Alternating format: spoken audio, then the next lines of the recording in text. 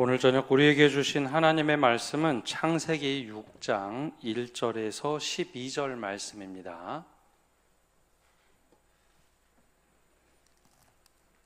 우리 창세기 6장 1절에서 12절의 말씀 한 절씩 교독하겠습니다. 사람이 땅 위에 번성하기 시작할 때에 그들에게서 딸들이 나니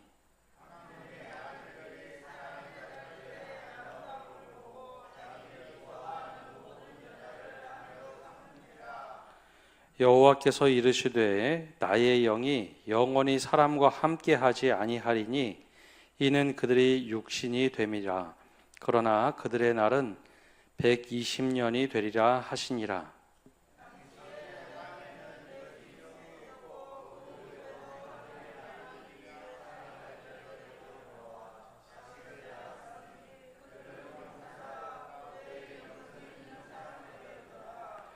여호와께서 사람의 죄악이 세상에 가득함과 그의 마음으로 생각하는 모든 계획이 항상 악할 뿐임을 보시고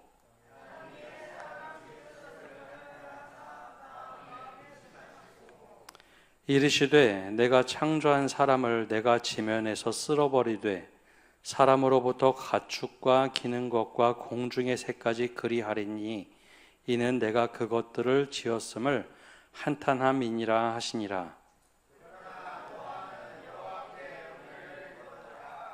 이것이 노아의 족본이라. 노아는 의인이요 당대의 완전한 자라. 그는 하나님과 동행하였으며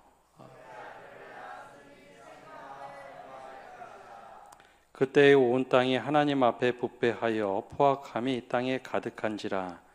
하나님이 보신즉 땅이 부패하였으니 이는 땅의 모든 혈육 있는 자의 행위가 부패함이었더라.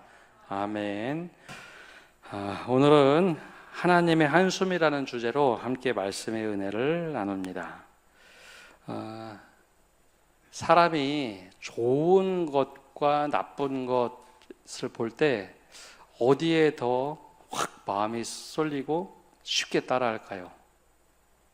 이성적으로는 좋은 거를 따라하고 좋은 거를 취득한다라고 생각하지만 실제로는 좋은 것과 나쁜 것이 있으면 나쁜 것에 먼저 물들어갑니다. 아이들에게 불량식품과 엄마가 해준 좋은 음식, 조금 맛은 좀 떨어질지 몰라도 건강에 좋은 것 아이들한테 주면 부모가 특별히 얘기하지 않는 한 뭐에 손이 먼저 가죠? 대부분은 불량식품에 손이 먼저 갑니다. 굉장히 자극적인 맛이 있거든요. 그뿐만 아니라 가끔 청소년들 삶을 옆에서 이렇게 지켜보면 부모 앞에서는 잘 안 그러지만 자기들끼리 있을 때는 쉽게 욕을 하면서 이렇게 살아갑니다. 그게 이제 아이들의 언어 습관이죠. 그래서 예전에는 야 이거 불량배들 혹은 일진애들만 쓰는 단어 아니야 하는 것을 요즘엔 청소년들이 굉장히 쉽게 그리고 많이 사용하고 살아갑니다. 그것은 사람의 본능 자체가 좋은 것보다는 악한 것에 혹은 나쁜 것에 훨씬 더 매력을 느끼고 끌린다라는 거죠. 그래서 사람이라는 속성을 성경에서 창세기 1장에서부터 5장까지 계속해서 하고 있는 이야기들이 있습니다. 하나님이 세상을 만드시고 참 좋다라고 하는 그 질서보다는 사람들이 하나님 없이 만들어가는 또 다른 질서를 훨씬 더 좋아하더라. 그게 자유롭게 의지를 주셨으나 그 자유의지를 쓰는 방법은 하나님이 좋아하는 것보다는 우리가 원하는 방식을 더 많이 따르더라라는 것이죠. 오늘 말씀에는 바로 그 모습을 보시며 굉장히 한탄하시는 하나님의 한숨이 나옵니다.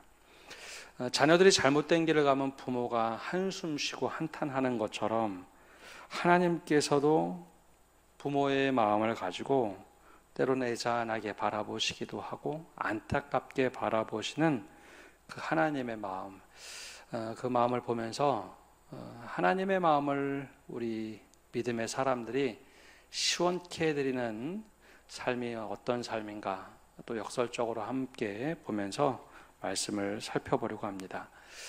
창세기 1장에서 5장까지의 역사를 조금 단편적으로 보면 아담을 시작으로 노아에 이르기까지 그 일맥상통하는 쭉 일관된 모습들이 있는데요. 아담을 시작으로 선악과를 먹습니다. 그리고 아담의 첫째 아들 가인은 형제였던 아벨을 죽이게 되죠. 살인을 합니다. 그 이후에 가인의 후손들을 보면 하나님 없이 살아가는 자기의 성을 만들고 문명과 문화를 일으키지만 거기에는 라멕처럼 자기의 힘대로 모든 것을 이룰 수 있다라고 하는 힘의 세계를 만들어 버립니다. 하나님이 가지고 있는 힘보다는 사람이 가지고 있는 힘을 가지고 복수도 하고 또 철권 통치를 하려고 하는 그런 세상을 만들죠. 근데 하나님께서는 그런 모습을 보시면서 포기하지는 않으시고 은혜를 베푸십니다. 그래서 아담의 셋째였던 셋을 통해서 에노스 이후로 쭉 이어지는 그 삶을 보면서 하나님이 쉽게 포기하지 않으시죠. 그래서 셋 계보를 통해서 하나님의 은혜를 계속 흘려보냅니다. 이쯤 되면 계보가 쭉 이어가면서 하나님과 동행하는 에녹도 있었고, 그리고 하나님께서 직접 불러가셨던 그 모습을 보며 하나님께 예배하는 사람들이 그래도 이렇게 나타나는구나. 그것이 하나님 보시기에 정말 흡족하고 또 기쁜 일이었죠. 근데 세월이 쭉 흐르다 보니 오늘 말씀에 하나님의 한탄이 다시 한번 나오게 됩니다. 세상이 어떻게 또 악으로 물들어가느냐. 제일 먼저 오늘 말씀에서 우리에게 보여주는 것은 자막 한번 띄워줘 보시면요, 악이 물들어가는 하나님의 사람과 하나님의 한숨이 오늘 1절에서 6절, 4절까지의 말씀에 나옵니다. 1절과 2절의 말씀을 보면 이렇게 기록되어 있습니다. 우리 함께 다시 한번 읽어보겠습니다. 사람이 땅 위에 번성하기 시작할 때에 그들에게서 딸들이 나니 하나님의 아들들이 사람의 딸들의 아름다움을 보고 자기들이 좋아하는 모든 여자를 아내로 삼는지라. 아멘. 이게 아주 특이한 표현이 나오는데요. 하나님의 아들들이 나오고 사람의 딸들이 나옵니다. 보통 이것을 두 가지로 해석을 하는데요. 첫 번째는 하늘에서 내려온 하나님의 천사들이 아닌가, 하나님의 아들들을 그렇게 해석하는 분들도 있습니다. 그래서 천사들이 내려와서 이 땅에 있는 인간들과 결혼한 것 아니냐. 그 천사들이 사람들의 모습을 보고 거기에 유혹이 되고 그 아름다움을 보고 사람들과 그렇게 함께 살아간 것 아니냐라고 하는 견해들도 있습니다. 이건 고대 신학자들이 좀 많이 그렇게 봤고요. 또 다른 관점은 하나님의 아들들이 도대체 누구일까? 그 앞에 우리가 창세기 4장과 5장을 보면 두 개의 계보가 나옵니다. 하나는 가인의 계보가 나오고 다른 하나는 셋의 계보가 나옵니다. 아담의 계보인데 그 가인의 계보는 지극히 인간적인 계보입니다. 하나님으로부터 쫓겨나고 그 자신의 죄 때문에 따로 에녹성을 만들고 가서 살고 자신들의 문화, 목축업도 일으키고 철기 문화도 일으키면서 문화를, 음악도 만들고 문화를 만들어 가는데 하나님 없는 문화를 만들어 가죠. 야, 우리가 여기 이렇게 살면 좋겠다. 그래서 라멕이라는 걸출한 용사가 나오는데 그는 나에게 무엇인가 잘못되는 일이 있으면 나는 77배 복수를 하며 살겠다. 복수의 칼날을 갈면서 하나님 없는 문화를 만들어 갑니다. 그게 바로 이제 사람의 딸들이라는 거죠. 특히 인간적인, 그리고 하나님 없이 살아가는 인간들의 모습. 근데 반대로 셋의 계보가 바로 앞장에 나옵니다. 셋의 계보는 셋 이후로부터 에노스를 시작으로 쭉 나오면서 에녹이 제일 잘 보여주는 거죠. 하나님과 동행하다 하나님이 불러가셨다. 즉 하나님께서 정말 흡족하게 생각하며 그들이 몇 명인지 모르겠지만 그 계보를 잘 이어갔던 하나님이 정말 사랑하시는 사람들, 하나님께 예배할 줄도 알고 그때마다 하나님을 부르는 사람들, 그 사람들을 보고 하나님의 사람들이다라고 부릅니다. 근데 이 첫 번째 입장이나 두 번째 입장이나 모두 동일한 것이 있는데요. 두 가지 다 해석을 해도 크게 문제는 없고 또 오류들도 있지만 중요한 것은 이 내용입니다. 사람이 땅 위에서 막 번성해서 딸들이 막 넘쳐나고 하나님의 아들들도 막 사람들이 넘쳐날 때 하나님의 아들, 특별히 이제 하나님이 사랑한 셋의 계보를 보면 셋의 계보는 사람들이 많거나 적거나 그걸 따지지 않고 믿음의 계보로 쭉 이어갔음을 보여주죠. 근데 이 계보는 가인의 계보와 정말 구별되어 있는 사람들이었는데 2절에 뭐라고 얘기하느냐면 하나님의 아들들이 사람의 딸들의 아름다움을 보기 시작했다라는 겁니다. 근데 이게 한국말로 번역을 하면 여러분 아름다움을 보는 것이 잘못인가요? 아니면 괜찮은 일일까요? 신앙을 갖고 살아가면 뭐든지 다 이거 잘못된 거는 다 잘못된 거야 라고 보는데요. 우리말로 보면 아름다움을 보고 아름다움을 느끼는 것은 잘못된 일이 아닙니다. 그렇죠? 근데 여기 이제 번역을 할 때 직역을 하다 보니 그 의미를 다 제대로 번역하지 못했는데 원래 아름다움을 보다라고 하는 것은 언제 쓰느냐면 욕망을 막 끌어올릴 때 이 아름다움을 보다라는 히브리어의 관용적인 표현입니다. 우리말에는 이게 충분히 전달이 안 됩니다. 언제 아담이 이런 표현을 썼냐면 선악과를 보았다라고 할 때 먹음직스럽고 탐스러울 때 이걸 보았다라고 했대. 똑같은 표현을 씁니다. 그래서 아름다움을 보았다는 것은 그냥 아름다움이 아니라 거기에 탐심을 품었다라는 뜻이죠. 사람의 딸들을 보면서 탐심을 품기 시작합니다.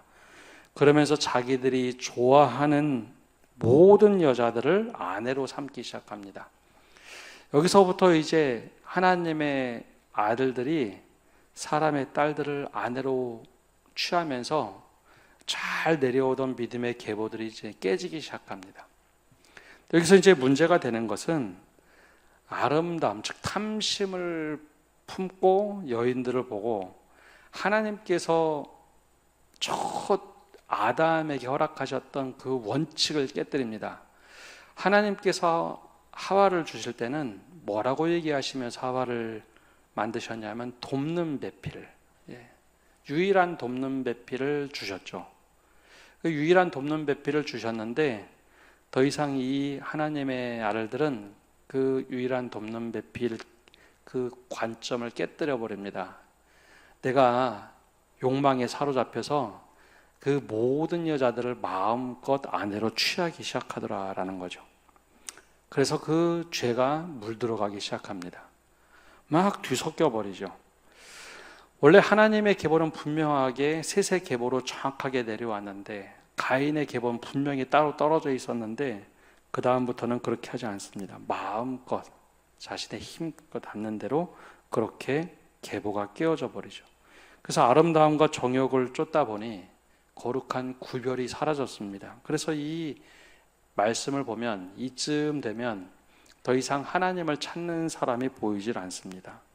돕는 배필을 주신다고 했는데 더 이상 돕는 배필이 아니라 내가 원하는 사람을 안대로 취하고 욕망만 추구하는 인간이 되죠.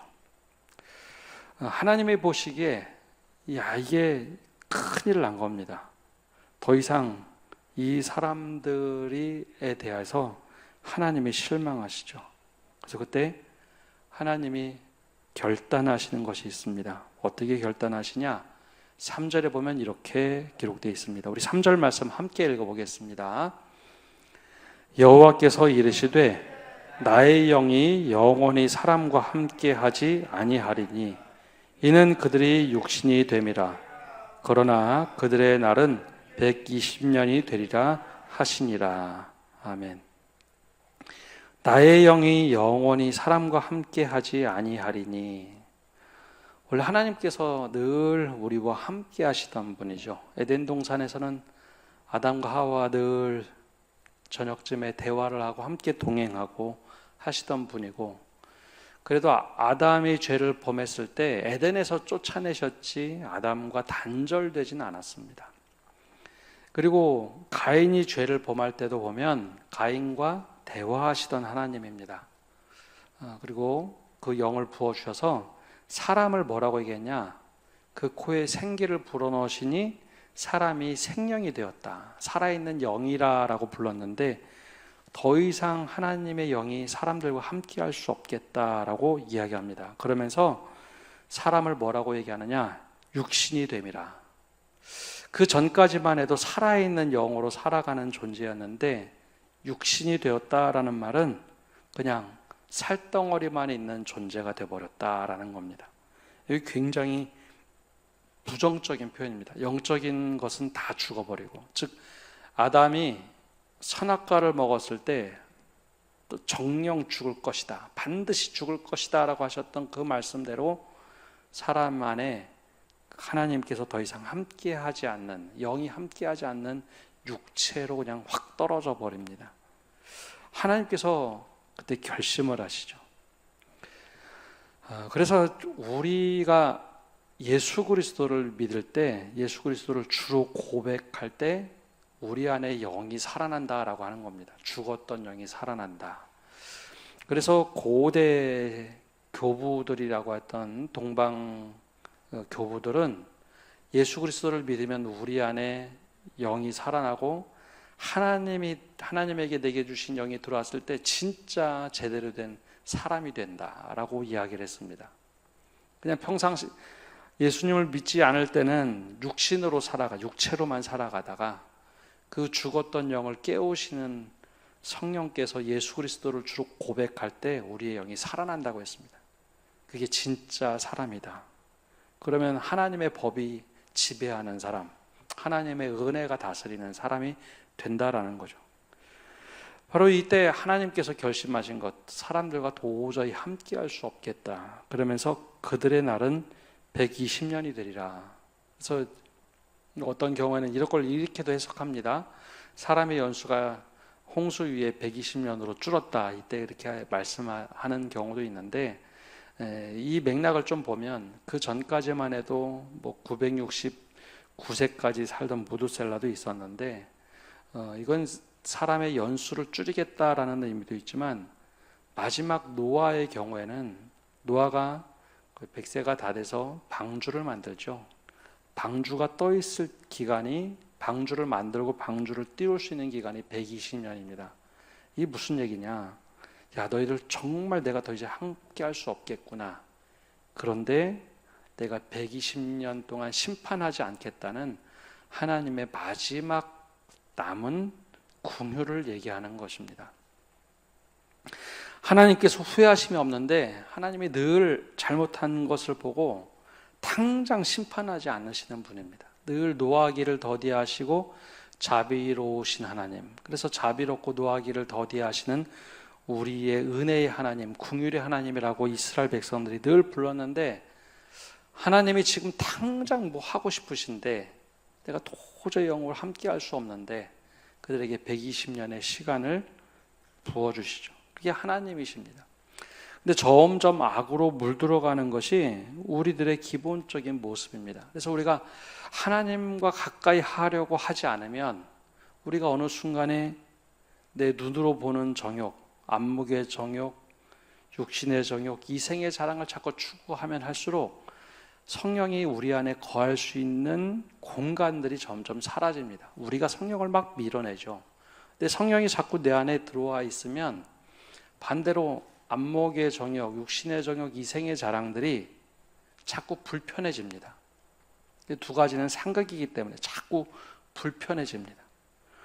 오늘 창세기 6장에는 사람의 딸들과 하나님의 아들들이 막 뒤섞여 가면서 혼재될 때 하나님의 영이 떠나는 그런 모습을 보여주죠.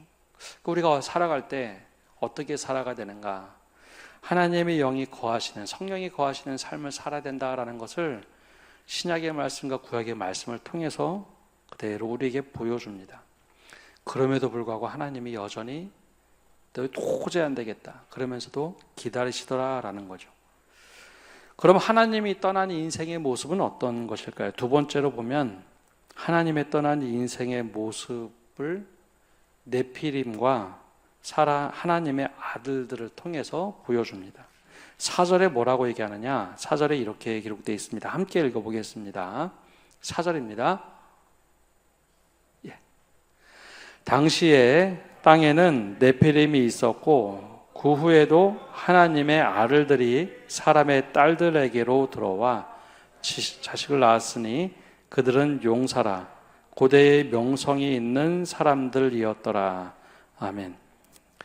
당시에 땅에 네피림이 있었다. 네피림이 어떤 존재인지는 정확하게 알려져 있지 않은데요. 네피림이 성경에 2번 등장합니다. 여기서 1번 등장하고 나중에 이스라엘 백성들이 출애굽을 하고 가나안 땅에 들어갔을 때 거대한 사람들이 있다. 네피림이 있었다라고 하죠. 근데 이 네피림이라는 히브리어 뜻이 떨어졌다, 추락했다. 즉 원래 하나님과 함께 되는데 나락에 떨어진 사람들이라고 하는 표현을 가지고 있습니다. 근데 나락에 떨어졌는데 문제는 이 나락에 떨어진 사람들임에도 불구하고 거대한 장수였다라는 거죠. 거대한 사람들. 성경에 나온 네피림이라는 사람들을 보면 힘으로 세상을 다스리는 사람들. 이게 무슨 의미를 가지고 있을까요? 그리고 이 네피림뿐만 아니라 하나님의 아들들과 사람의 딸들에게서 태어난 자식들을 보면 용사가 됩니다. 고대의 명성 있는 사람들, 네피림도 그렇고 이 고대의 용사들이 막 등장합니다. 이게 도대체 무슨 의미를 가지고 있을까요? 고대 세계에서 중요한 것은 내 힘으로 살아가는 게 제일 중요했습니다. 하나님 없이도 살아간다는 거죠.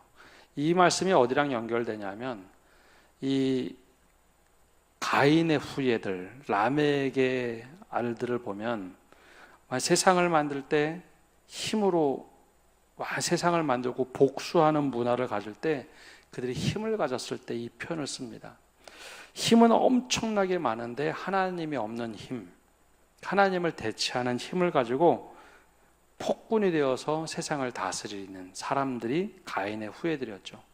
그런데 하나님의 아들들도 더 이상 하나님이 필요 없고 내 스스로 힘을 키워서 사람들을 막 압제하고 다스리는 존재가 되었더라라는 거죠. 실제로 이 구약 성경의 역사를 쭉 보면요, 전체적으로 사람이 만들어가는 문화는 피라밋의 구조를 가지고 있습니다. 그래서 출애굽기에도 마찬가지고 바벨론 포로기에도 피라밋 문화를 가지고 있는 것을 굉장히 경계를 합니다. 피라밋 구조가 뭐냐? 정점에 원래 하나님이 있어서 세상을 똑같이 다스려야 되는데 사람은 그걸 싫어합니다. 바벨탑을 시작으로 사람이 늘 정점에, 한 사람이 정점에 올라가려고 합니다.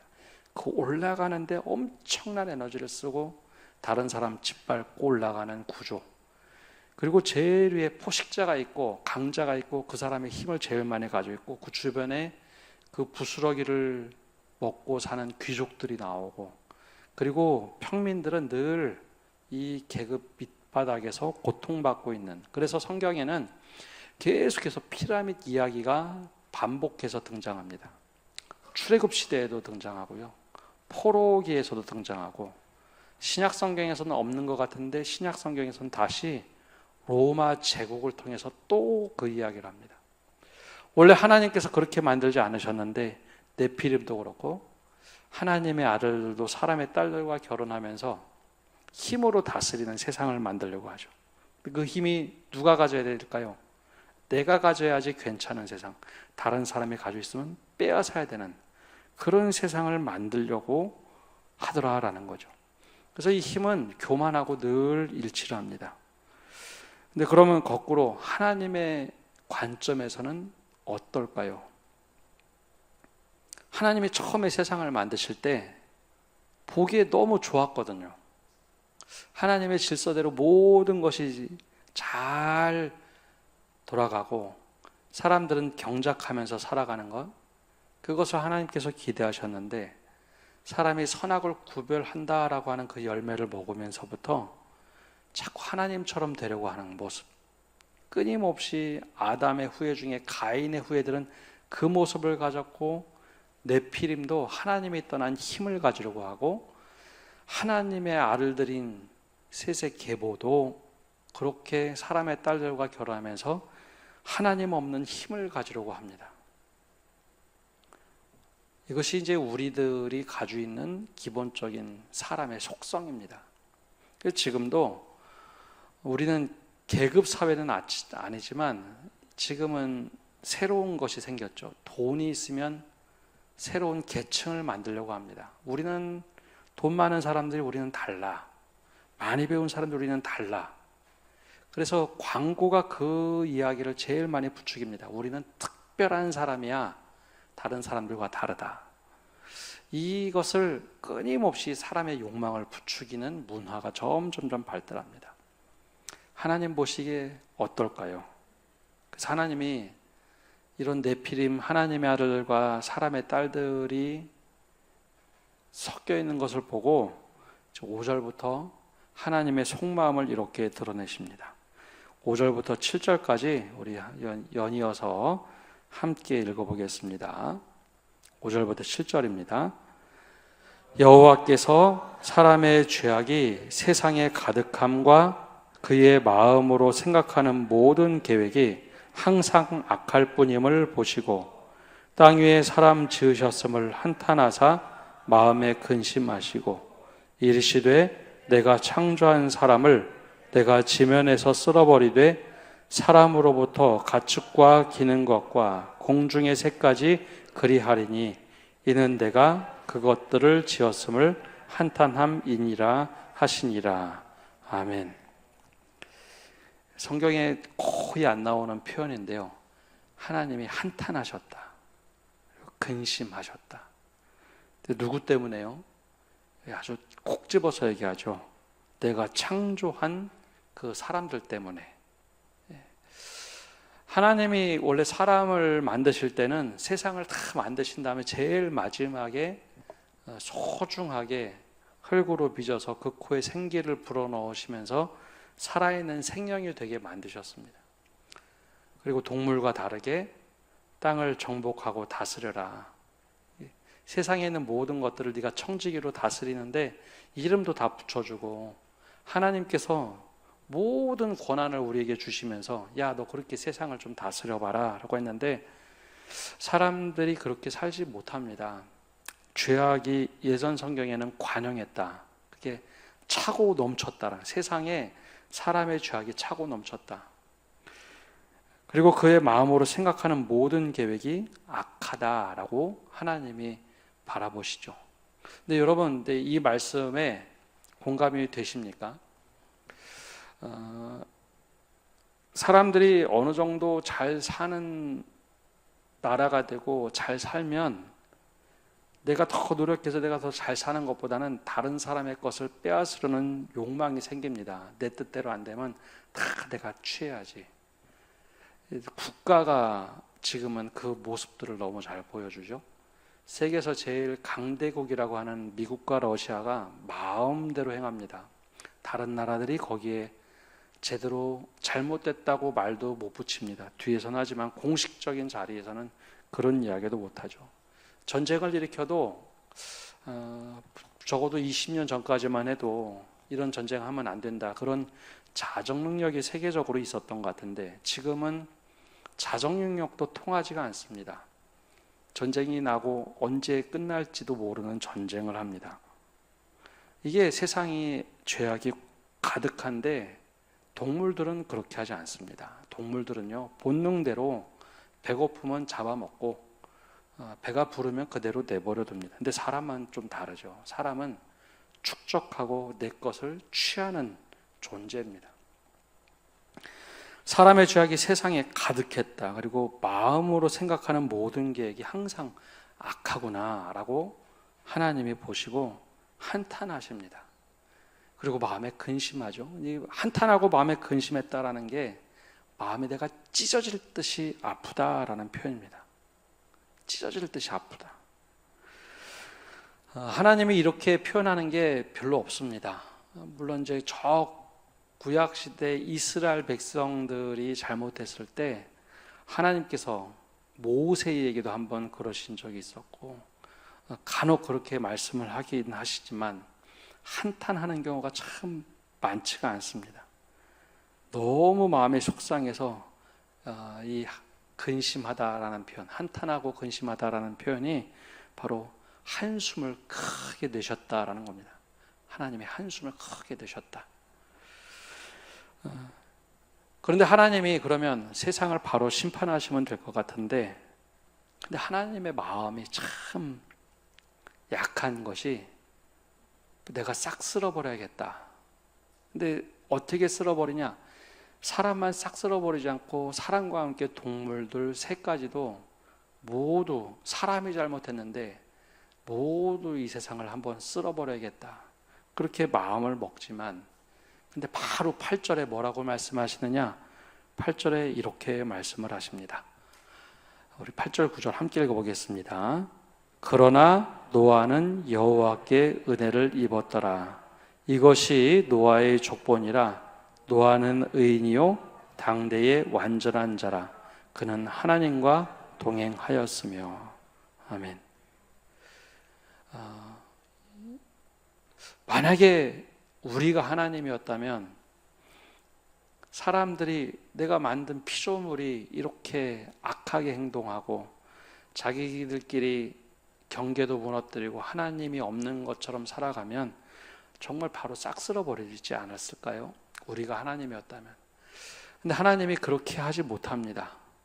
하나님의 기본 속성이 사랑이셔서 한 번에 싹 쓸어버리겠다라고 말씀하셨어도 그 중에 하나님의 사람들 가운데 노아가 있었다는 거죠.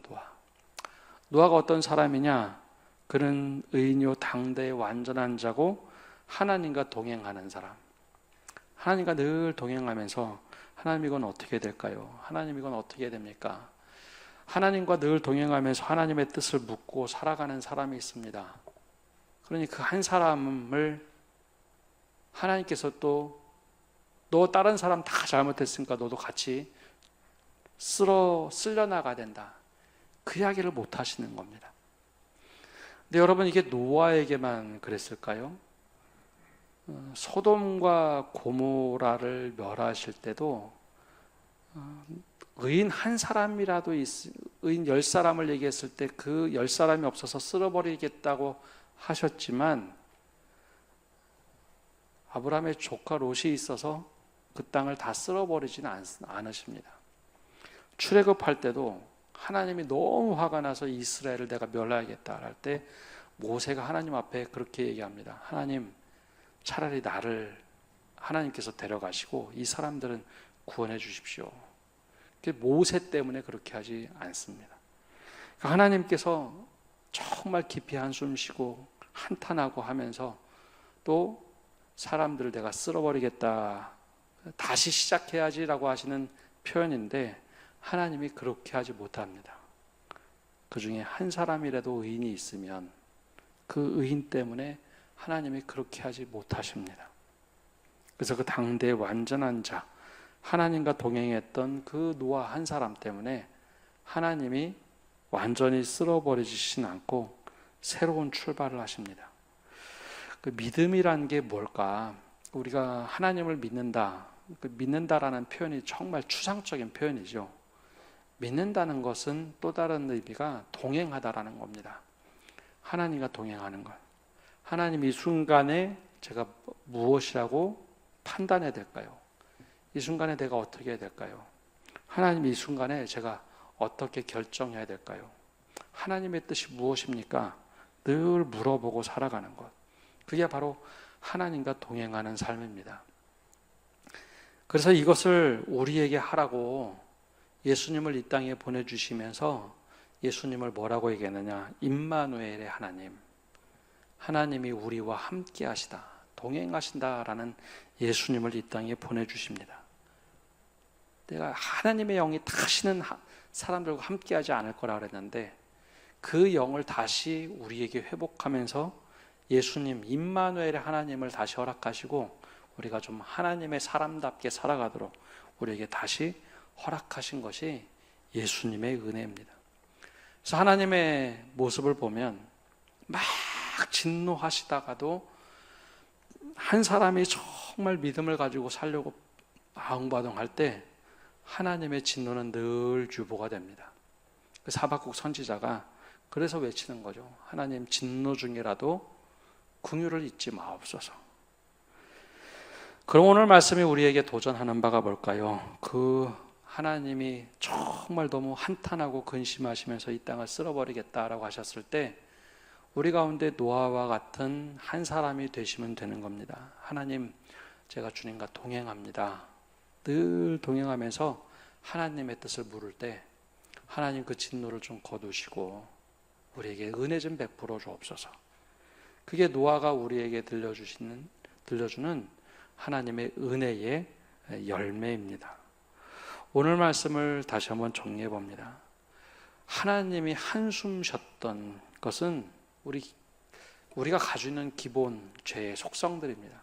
어떻게 하면 내 마음대로 하고 어떻게 하면 내 뜻대로 안 되는 건 막 관철시키고 하나님 없이 내가 힘으로 살아가고 하는 것. 지금은 이 시대와 다르게 하나님 없이 살아갈 수 있는 게 힘이 아니라 돈이죠. 돈이 많으면 하나님 없이 살아가는 모습이 우리 안에 불쑥불쑥 올라옵니다. 그게 돈이 우리에게 힘을 주기 때문입니다. 구약시대에 이 모습이 그냥 끝난 것은 아니고 우리가 죄가 관영하는 모습으로 살아갈 때 하나님이 한숨을 쉬십니다. 더 많이 가지고 있다, 더 큰 힘을 가지고 있다. 하나님의 아들들과 사람의 딸들이 함께 섞여져서 네피림과 함께 용사가 되는 사회를 우리가 만들어가고 있지는 않습니까? 그때 하나님과 동행하면서 하나님 그래도 제가 주님 뜻대로 살려고 부탁하니 노력하고 있습니다. 그러니 우리에게 은혜 베풀어 달라고 하나님의 마음을 시원케 해드리게 해달라고 바로 우리 가운데 바로 한 사람 한 사람이 그렇게 살아갈 때 하나님의 진노가 아니라 하나님이 은혜 부어주시는 가정, 하나님이 은혜 부어주시는 교회, 또 우리를 통해서 하나님의 은혜가 흘러넘치는 이 땅이 되게 해달라고 기도하시고 또 믿음을 붙잡고 가시는 성도 여러분 되시기를 바랍니다. 기도하겠습니다. 하나님, 우리의 삶이 늘 하나님 앞에 죄가 차고 넘치는 삶은 아닌지 오늘 말씀을 통해 돌아보게 하여 주옵소서. 하나님의 자녀처럼 정말 믿음을 가지고 잘 산다고 하는데 어느 순간에 육신의 정욕과 안목의 정욕과 이생의 자랑으로 내가 원하는 대로 살아가고 있지는 않은지 하나님 오늘 말씀을 통해서 우리 자신이 그런 모습은 없는지 다시 한번 깨닫게 하여 주시옵소서. 그리고 더 나아가서 하나님의 한탄이 또 근심거리가 되는 우리의 모습은 아닌지 하나님 우리의 삶을 다시 한번 조명시켜 주시고 하나님의 영이 떠나는 인생이 되지 않도록 우리를 불쌍히 여겨 주시옵소서. 더 나아가서 노아와 같이 하나님의 마음을 시원케 해드리는 그런 믿음의 사람이 되어서 하나님께서 한탄하실 때, 근심하실 때 우리를 보고 다시 한번 하나님의 뜻을 돌이켜 우리에게 구원의 은총을 베풀어 주실 뿐만 아니라 우리 가정과 교회 또 우리 사회가 주님의 은혜로 회복될 수 있도록 그 첫 출발이 우리 자신이 되게 하여 주시옵소서. 예수님의 이름으로 기도합니다. 아멘.